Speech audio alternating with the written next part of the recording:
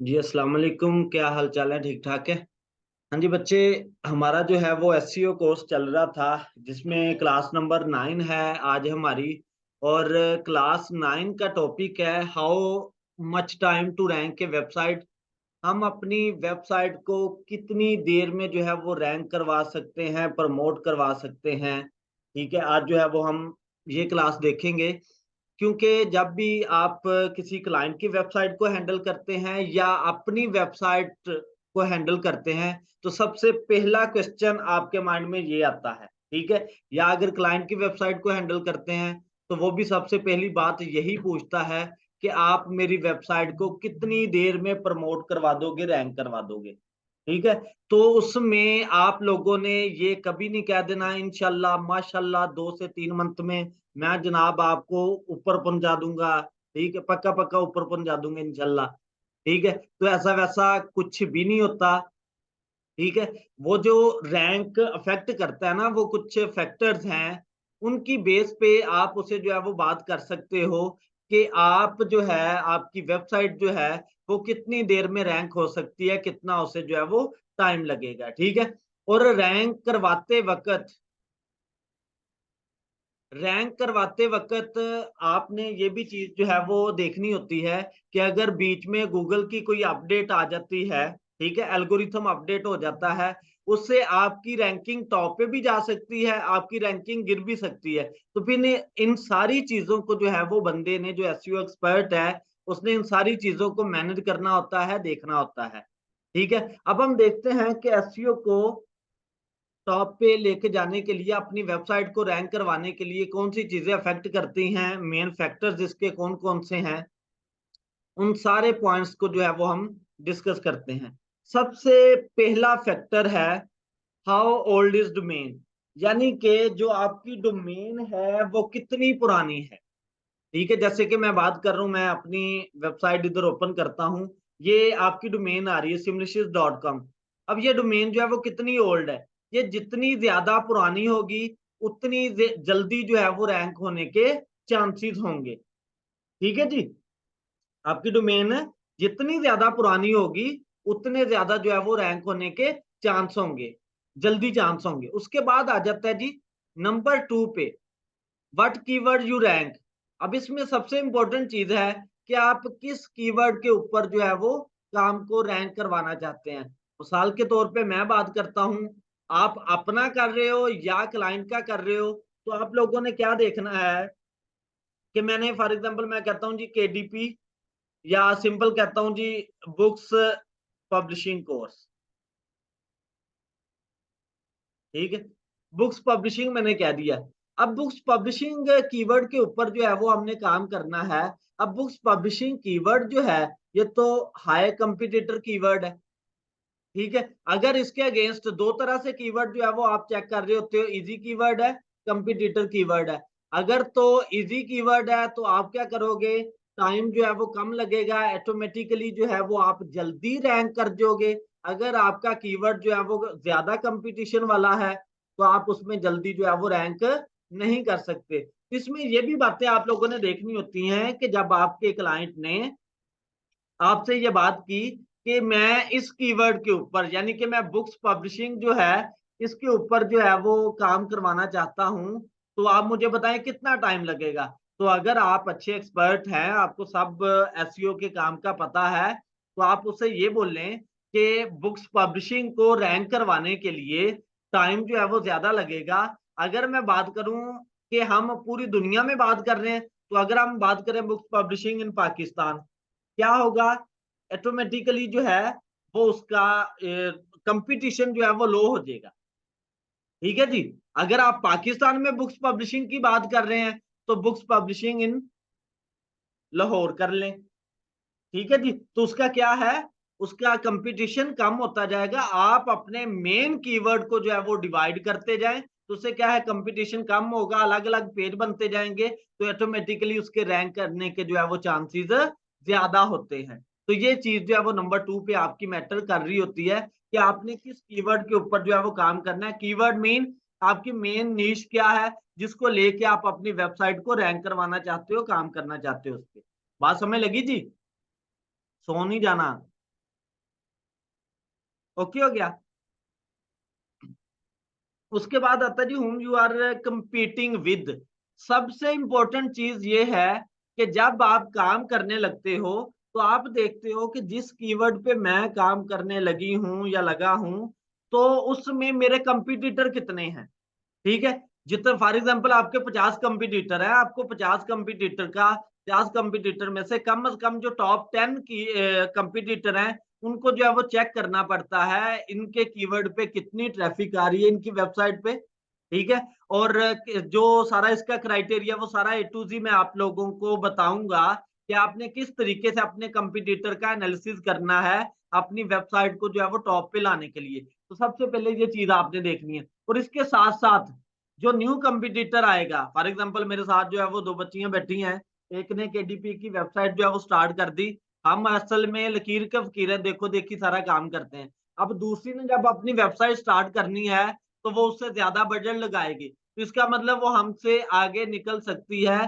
तो हमने उस कंपटीटर को भी देखना है जो न्यूली कंपटीटर आते हैं, ताकि वो हमसे जो है वो टॉप पे ना जा सके। सही है जी। तो इसलिए आपने इन चीजों को जो है वो नोट करना होता है कि आपका कंपटीटर कौन है, वो कितना टॉप पे है, उसको कैसे पीछे छोड़ा जा सकता है। इसकी सिंपल जी ना एग्जांपल लेते हैं सबीन साहब। ये तकरीबन मीडियाकर स्टूडेंट है। अगर इसको ऐड करवाया जाए तकरीबन 50% जिधर लोग जो है वो मार्क्स लेते हैं, तो ये जनाबे वाला उनमें इसे ऐड करवा दिया, तो इसे मेहनत कितनी करनी पड़ेगी 51%। ये 51% मार्क्स लेती है तो ये ऑटोमेटिकली टॉप पे चली जाएगी। सही है। अगर इसे ऐड करवा दिया जाए दूसरा 90% वालों में, तो क्या होगा, इसे ऑटोमेटिकली ज्यादा मेहनत करना पड़ेगी अपने काम को टॉप पे आने के लिए, अपने को जो है वो फर्स्ट पे लाने के लिए। बात समझ रहे हो सबीन, बरीरा, आरिफा। ठीक है, कि अगर इसमें ये किस चीज के ऊपर मैंने बात बोली, आपके कीवर्ड के ऊपर। अगर लो कंपटीटर वाला है तो ऑटोमेटिकली आपको कम मेहनत करना पड़ेगी टॉप पे आने के लिए। अगर हाई कंपटीशन वाला है तो उसमें ऑटोमेटिकली आपको मेहनत जो है वो ज्यादा करना पड़ेगी। बात समझे इधर तक। हाँ जी बिल्कुल। हाँ जी मेरे बच्चे, आप लोगों ने ऐसे मुंह उठा के बात नहीं कर देनी कि किसी ने आपसे यस पूछा, लोग कहते हैं ना, हाँ जी बताओ जी, आपने 2 मिनट के अंदर कह दिया जी हम जनाबे वाला 3 मंथ में आपकी वेबसाइट टॉप पे होगी इंशाल्लाह। तो ऐसा वैसा कुछ नहीं होता। जब 3 मंथ में नहीं जाती, आपका क्लाइंट आपको ही गालियां दे रहा होता है कि तूने तो ये बोला था अब गई नहीं। ठीक है, जब आप ईमानदारी से काम करोगे, ईमानदारी से काम करने से आप टॉप पे आने के लिए थोड़ा वक्त तो लग सकता है, लेकिन आपको कोई नीचे नहीं गिरा सकता, आपको फेल नहीं कर सकता आपको। इसलिए स्लो चलो लेकिन मजबूत चलो, अच्छे से चलो कि दोबारा आपको पीछे मुड़ के देखना ना पड़े। इस तरीके से काम करो। ठीक है, और मैं एसईओ भी इसी तरीके से आप लोगों को सिखा रहा हूं। सही है जी। अब आगे बच्चे आता है जी your budget for the website. अब इसमें बात आती है कि सर हमारे काम में एसईओ में बजट किधर से इन्वॉल्व हो गया। अगर आप अपनी वेबसाइट जो है वो बना रहे हैं या आप क्लाइंट की वेबसाइट को हैंडल कर रहे हैं तो आपने उसे बताना है। और इसमें ये भी चीज मैटर करती है, जब आपने क्लाइंट को बताना है ना वेबसाइट को रैंक करवाने के लिए 5 मन लगेंगे, 6 मन लगेंगे। अब उस बंदे ने उसके लिए बजट भी मेंटेन करना है, उसने जो आपको बजट देना है, जो आर्टिकल लिखवाने पे बजट लगना है, वो सारा उसने मेंटेन करना है। इसलिए आप उसको सीधी सीधी बात बताओ कि भाई इतना टाइम मस्त लगेगा ही लगेगा, कम अज कम इतना लगेगा, ज्यादा का मैं कह नहीं सकता। ठीक है जी। तो ये वाली चीज जो है बजट में क्या आता है कि आपने 10 आर्टिकल लिखवाते हैं अपने काम के रिलेटेड, तो वो जनाबे वाला ऑटोमेटिकली उस पर कॉस्ट आएगी। ठीक है, अगर आप अच्छे आर्टिकल लिखवाते हैं तो उसमें बजट लगेगा। अगर आप जो है वो आर्टिकल आपके पास बजट नहीं है, आर्टिकल भी नहीं लिखे जाएंगे, ऑटोमेटिकली आपका काम जो है वो रैंक नहीं होगा। बात समझ रहे हो। जैसे कि ये ब्लॉग पोस्ट हो रही है ना, ये डिफरेंट स्ट्रेटजीज मैं बताऊंगा इंशाल्लाह आपको नेक्स्ट ना। ये मैंने पहले वेबसाइट मैंने कुछ और तरीके से रखी थी, अब ओनली ब्लॉगिंग जो है वो इस पे लेके चल रहा हूँ। इसकी मेन रीजन क्या है, ये आगे आगे चीजें जो है वो टेक्निक्स आपको बताऊंगा कि आप किस तरीके से अपना काम रैंक कर सकते हो। क्योंकि मैंने आपको बात बोली ना ये कि हाउ ओल्ड इज डोमेन, सबसे पहली बात आती है कि आपकी डोमेन में कितनी जान है। ठीक है, उसके बाद फिर नेक्स्ट वाले स्टेप सारे के सारे आ रहे होते हैं। ये बजट वाली बात समझ लगी। कि अगर आपके पास बजट है, आप आर्टिकल जो है वो मैनेज करोगे, अगर कोई ऐड लगाना पड़ती है वो आप करोगे, अगर बैकलिंक आपको परचेज करने पड़ते हैं आप वो करते हो, ये सारे के सारे काम जो है वो बजट से होंगे। अगर बजट नहीं है तो ऑटोमेटिकली आप जो है वो डाउन पे चले जाओगे। बात ओके हुई इधर तक? इन 4 पॉइंट्स में कोई भी क्वेश्चन है तो पूछ सकते हो। Okay sir. ठीक है जी। हाँ जी बच्चे, नेक्स्ट नंबर 5 पे है जी, आल्सो योर स्किल सेट। ये सबसे मेन चीज है। अगर आप में स्किल ही नहीं है एसईओ करने की तो आप कैसे उसे रैंक करवा लोगे? हमारे माशरे का अलमिया में आप लोगों को बताऊं, जितने लोग फाइवर पे बैठे हैं या अपवर्क पे बैठे हैं, मोस्टली ऐसे हैं जिन्हें एक राय के दाने बराबर नहीं पता कि एसईओ कहते किसे हैं, ये किस चिड़िया का नाम है। सही है, सारे के सारे गिग्स बना के बैठे हैं। जब क्लाइंट मिल जाता है फिर सीखना शुरू करते हैं, उससे पैसे लेते हैं, हमें एडवांस दो, फिर जी उस्ताद जी मेरे को तो 5,000 ही है, मैं 5,000 ही फीस दे सकता। फिर वो सीखना शुरू करते हैं, सीख के जब काम करते हैं तो वो निकम्मा काम करके देते हैं, फिर नीचे चले जाते हैं, फिर कहते हैं जी ऑनलाइन में तो फायदा ही कोई नहीं है, इसमें तो काम है ही नहीं अच्छा। असल में बात ये है कि हमें लोग ही नहीं अच्छे मिलते काम को टॉप पे लेके जाने के लिए। इसलिए स्किल का सेट होना जो है वो जरूरी है। अब इसमें स्किल सेट होने से क्या मुराद है? आपने देखा होगा कि पीछे मैंने 8 लेक्चर करवाए, उस 8 लेक्चर के अंदर मैंने यही जान लगाई 30-30 40-40 मिनट कि आपका बेसिक क्या है। On page on page on page की मैंने बात बताई, ठीक है, कि on page SEO on page SEO on page SEO. ठीक है, अब ऑन पेज एसईओ आप लोगों को नहीं करना आती, आपको टेक्निकल एसईओ करना नहीं आती, आपको बैकलिंक नहीं लगाना आते, तो आप किस तरीके से वेबसाइट को रैंक करवा दोगे? सही है, इसलिए आपकी स्किल का भी मजबूत होना जरूरी है। मैं टाइम तो आप लोगों का ज्यादा लूंगा, लेकिन आप लोगों के अंदर स्किल जो है वो बहुत अच्छे से ये इंक्रीज कर जाएगी, बिल्ड कर जाएगी। बात ओके हुई जी इधर तक? ये फैक्टर समझ लगे? अब फैक्टर के बाद हम आगे बढ़ते हैं कि कितना कितना टाइम लग सकता है। ठीक है, how long does SEO take? सबसे पहला पॉइंट है जी क्रॉल्ड। क्रॉल्ड के मतलब मैंने आप लोगों को बताया था कि क्रॉलिंग किसे कहते हैं। गूगल का जो प्रोग्राम है वो आपकी वेबसाइट को स्कैन करता है कि आपकी वेबसाइट पे जो ब्लॉगिंग है, जो पेज बने हुए हैं वो किस तरीके से, और मैंने आपको सारा बताया था कि जो एक पेज है अगर बिजनेस का है तो वो बिजनेस वाली कैटेगरी में उसे जो है वो सेंड करेगा, अगर स्पोर्ट्स का है तो वो उसे स्पोर्ट वाली कैटेगरी में जो है वो सेंड करेगा। तो ये बेसिकली बेटे इसे जो है वो स्कैन करने का जो प्रोसीजर है ना, जो अमल है ना, उसे जो है वो बेसिकली हम क्रॉलिंग का नाम देते हैं। और क्रॉलिंग किस तरीके से होती है, कैसे करवा सकते हो, आप कैसे लगा सकते हो, ये सारी चीजें मैंने आपको बताई थी। गूगल सर्च कंसोल वाला काम, वो सारी चीजें। ये बच्चे स्कैन वाला प्रोसीजर जो है वो 1 से 2 घंटे के बिटवीन कंप्लीट हो जाता है। बात ओके हुई? उसके बाद बारी आती है जी इंडेक्सिंग की। इंडेक्सिंग से मुराद क्या है कि जो गूगल के क्रॉलर ने आपकी वेबसाइट को स्कैन किया, स्कैन करने के बाद उसने देखा कि ये किस किस कैटेगरी का काम है, मेन कैटेगरी कौन सी है, सब कैटेगरी कौन सी है, उसके मुताबिक जो है वो उसने अपनी डेटाबेस में उसे सेव करवाया। वो जो डेटाबेस में सेव करवाने का प्रोसीजर है, अमल है, उसे हम इंडेक्सिंग का नाम देते हैं। मैं बार बार इसलिए रिपीट करता हूं ताकि ये टर्म्स बार बार चलनी है और आपके माइंड में ये कंसेप्ट बैठे। ये बच्चे 1 से 2 दिन में जो है वो कंप्लीट हो जाता है।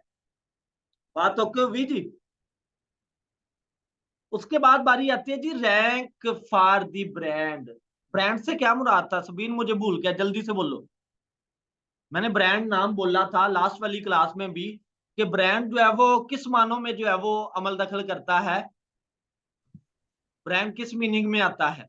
जैसे मैंने कल टाइटल टैग वाले लेक्चर में बताया था ना कि ब्रांड भी, आप ब्रांड नेम भी यूज करें अपने टाइटल के साथ, उससे भी गूगल आपको जो है वो प्रमोट करता है। ब्रांड से मुराद क्या है? चलो जी तुसी ते टाइम ला देना, मैं दस देना। ब्रांड से मुराद है कि जैसे मेरा नेम है जी सेल्फ पब्लिशिंग विद अजमत वाला चैनल है।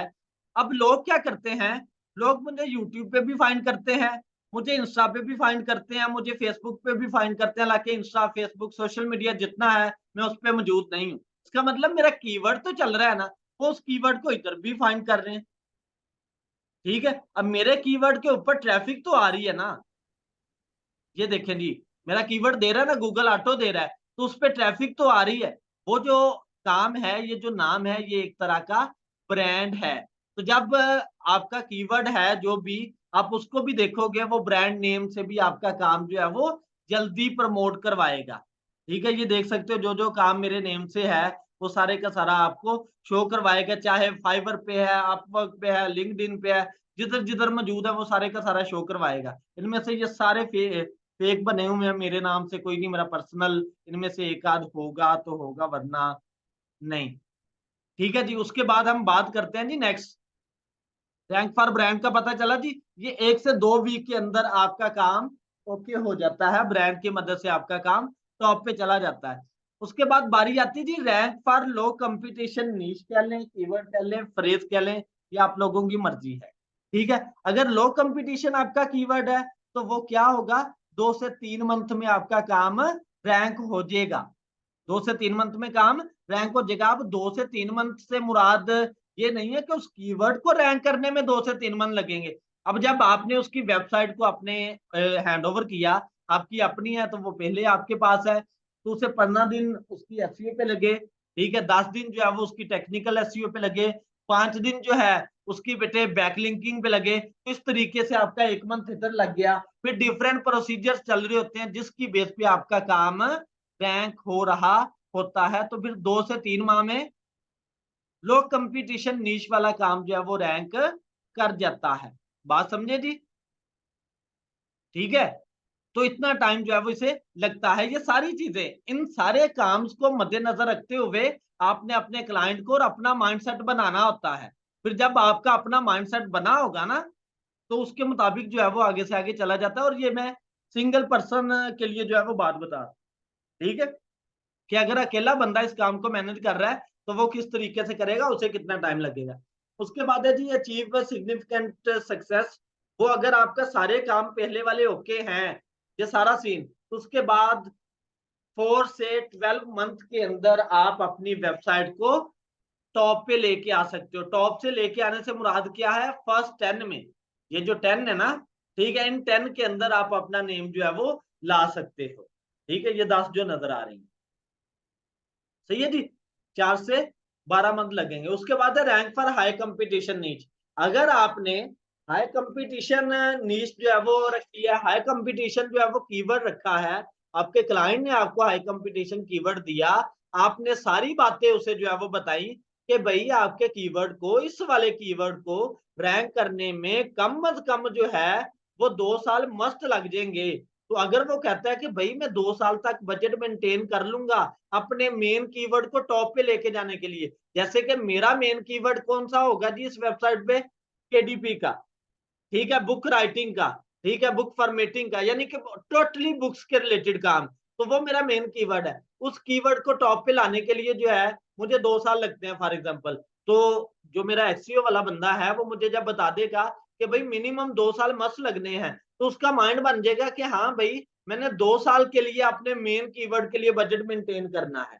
उसके बाद वो कहता है कि आप मेरे मेन कीवर्ड के अगेंस्ट जो सब कीवर्ड्स है ना, ठीक है, उन कीवर्ड्स को लो, उन पे काम स्टार्ट करो, मेन कीवर्ड इतनी देर में भी जो है वो प्रमोट हो जाएगा, मुझे कोई इश्यू नहीं। ठीक है जी, तो ये सारे का सारा मेरे बच्चे जो है वो प्रोसीजर चल रहा होता है अपने काम को टॉप पे लाने के लिए। ठीक है, जितनी चीजें बीच में मैटर कर रही थी, जिस जिस वे से मैटर कर रही थी, वो मैंने सारी की सारी बातें आपको जो है वो बताई। ठीक है, अब आपने इन बातों को मद्देनजर रख के जो है वो अपने क्लाइंट के साथ, अगर आपका पर्सनल काम है, उसको जो है वो लेके चल सकते हैं। बात समझे जी? अगर इधर तक किसी भी किस्म का कोई क्वेश्चन है तो आप लोग मुझसे पूछ सकते हो। ठीक है, अदरवाइज हम जो है वो एंड करते हैं। मैंने आपको बोला था कि मैं एक एक टॉपिक जो है वो लेके चलूंगा ताकि किसी किस्म की कोई कंफ्यूजन ना आए। अगर मैं ज्यादा से ज्यादा टॉपिक करवाता गया ना, तो मैंने तो एक क्लास के अंदर ज्यादा से ज्यादा टॉपिक करवा देने, लेकिन आपको समझ नहीं लगनी कि हुआ क्या है। सही है जी, ये बातें समझ लगी इधर तक जो आज हमने डिस्कस की हैं? ओके है जी, क्वेश्चन, क्वेश्चन जी, आप सबीन, बरीरा, बाकी मखलूक, यस सर। आशा, आप तो आए अभी, तो आपने जी कैसे कर दिया। हाँ चलें, ठीक है बच्चे, जजाकल्ला जी। ओके।